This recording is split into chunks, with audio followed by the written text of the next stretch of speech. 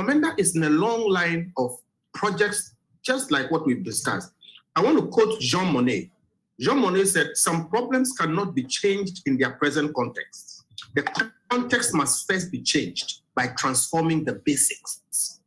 In this issue of abandoned projects, reckless political promises, and the things that have bedeviled us all these years, wasting money, this is what we must appreciate. We need to change the basics of how we do some of these things. Some of it is in parliament, indeed, most of it. Some of it is in changing our law. But back to Komenda.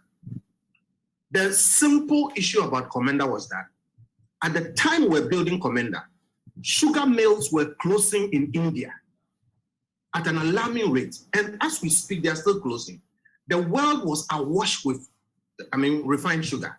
At the time we're building Komenda, we had a situation where when we did the calculation, and it was not difficult.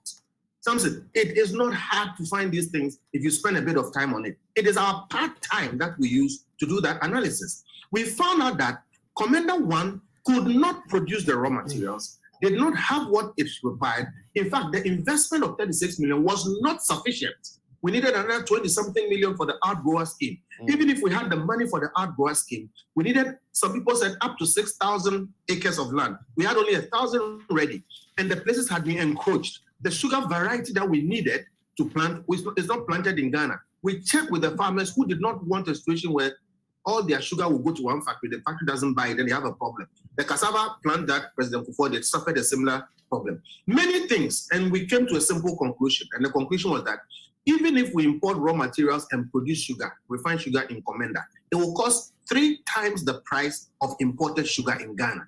The only way to make Komenda work would be to stop all sugar imports and force Ghanaians to buy sugar at 3 times the price. That does not make sense, because development must be aimed at making the people better, not worse off. So based on so many other things, and because we don't have time, I can't go into the details, we knew 2 years before time that Komenda was an emotional project to revive Kwame Nkrumah's legacies.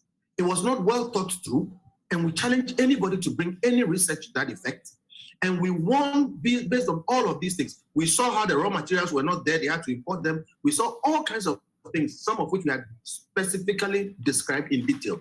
As we speak, I can tell you something.